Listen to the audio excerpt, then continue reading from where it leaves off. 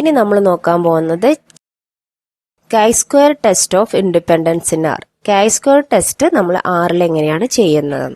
എന്താണ് chi-square test എന്ന് ആദ്യം നോക്കാം. A chi-square test is a statistical test used to compare observed result with expected result.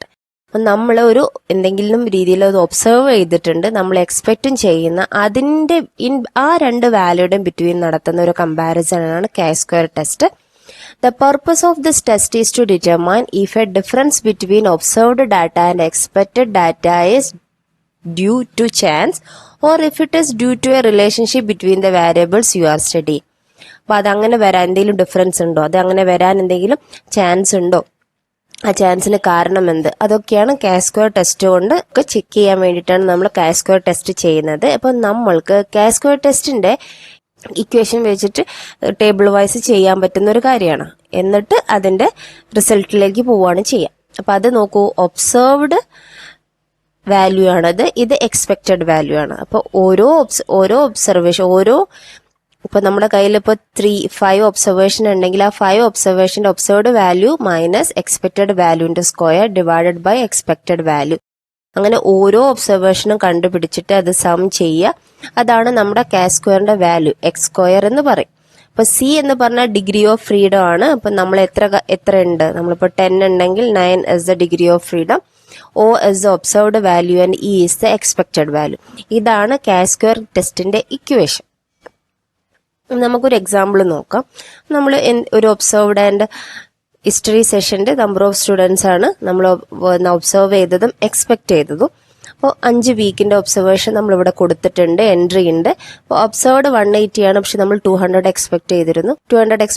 ഇവിടെ 210 ആണ്, 200 എക്സ്പെക്ട് ചെയ്തിട്ട് 210 വന്നു. ഇവിടെ 200 തന്നെ വന്നു, 195, 220. ഇതാണ് ഒബ്സർവ്ഡ്, ഇത് എക്സ്പെക്റ്റഡ് ആണ്.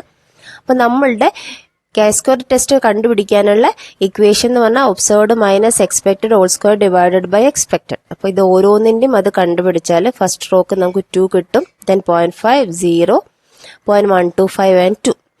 ഇത് നമ്മൾ ടോട്ടൽ സം ചെയ്താലാണ് നമ്മുടെ chi-square ടെസ്റ്റിന്റെ നമ്മൾ കാൽക്കുലേറ്റ് ചെയ്ത വാല്യൂ കിട്ടുക. ഓക്കെ, ഇത് കാൽക്കുലേറ്റ് ചെയ്യുമ്പോൾ നമുക്ക് കിട്ടുന്ന വാല്യൂ ഇതാണ്. ഇപ്പൊ നമ്മുടെ ആ ടേബിള് കാൽക്കുലേറ്റ് ചെയ്യുമ്പോൾ നമുക്ക് കിട്ടുന്ന വാല്യൂ 4.625 ആണ്.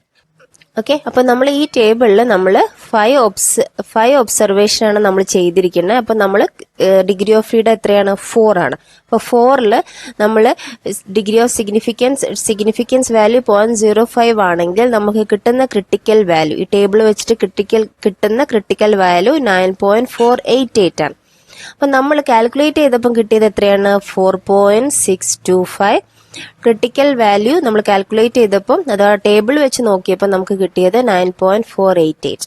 അപ്പൊ അതെന്താണ്, ലെസ് ദാൻ ആണ്. അപ്പൊ ലെസ് ദാൻ ആകുമ്പോൾ നമ്മൾ നേരത്തെ പറഞ്ഞു നമ്മൾക്ക് ലെഫ്റ്റ് ടൈൽഡും റൈറ്റ് ടൈൽഡും 2 ടൈൽഡും ഉണ്ട്. അപ്പൊ നമ്മളിവിടെ ഇപ്പൊ ലെഫ്റ്റ് ടൈൽഡ് ആണ് ഉദ്ദേശിക്കുന്നതെങ്കിൽ ലെസ് ദാൻ ആണെങ്കിൽ നമ്മൾ എന്ത് ചെയ്യുക, it is in the critical region. അപ്പൊ നമ്മൾ എന്ത് ചെയ്യും, നൾ ഹൈപ്പോത്തസിസ് റിജക്ട് ചെയ്യാനാണ് സാധ്യത, അല്ലെ, നൾ ഹൈപ്പോത്തസിസ് റിജക്ട് ചെയ്യും. ഓക്കെ, അപ്പൊ ഇങ്ങനെ ആണ് നമ്മൾ ഇത് കാൽക്കുലേഷൻ വരിക chi-square ടെസ്റ്റിന്റെ. അപ്പൊ അതിനുശേഷം നമ്മൾ ആക്ച്വലി കാൽക്കുലേറ്റ് ചെയ്യുന്ന ഒരു പി വാല്യൂ ഉണ്ട്. അപ്പൊ പി വാല്യൂ എന്ന് പറഞ്ഞാൽ ഇതിപ്പോ ഇൻ ബിറ്റ്വീൻ ആണെങ്കിൽ ഇപ്പൊ 0.05 അല്ല, അല്ലെ, നമ്മുടെ കറക്റ്റ് അല്ലെങ്കിൽ നമ്മൾ എന്താ ചെയ്യുക, ഈക്വൽ ടു 1. അതിന്റെ പി വാല്യൂ കണ്ടുപിടിക്കാന്ന് പറഞ്ഞാൽ 1 മൈനസ് നമ്മൾ ഏത് ഏരിയയുടെ അണ്ടറിലാണ്, അഥവാ എത്രയാണ് അതിന്റെ ഒരു സിഗ്നിഫിക്കൻസ് വാല്യൂ എടുത്തത്, ആ ബേസിലാണ് നമ്മൾ പി വാല്യൂ കണ്ടുപിടിക്കുക. അപ്പൊ നമ്മൾ 6ൽ ഇത് ചെയ്യുമ്പോൾ ഇതെല്ലാം കാൽക്കുലേറ്റ് ചെയ്തിട്ട് നമുക്ക് കിട്ടും.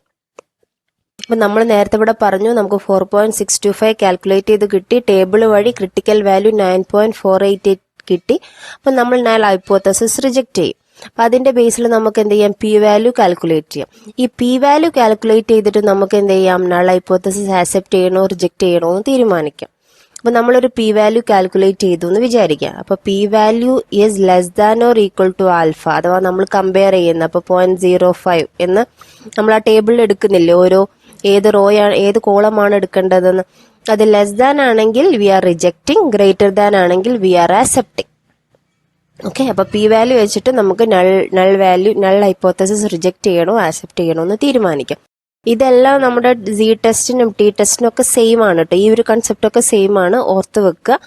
നമ്മൾക്ക് 6ൽ നോക്കുകയാണെങ്കിൽ chi-square ടെസ്റ്റിന്റെ സിൻടാക്സ് ഇങ്ങനെയാണ്, x, p. x is a numerical vector, p is a vector of probabilities of the same length of x.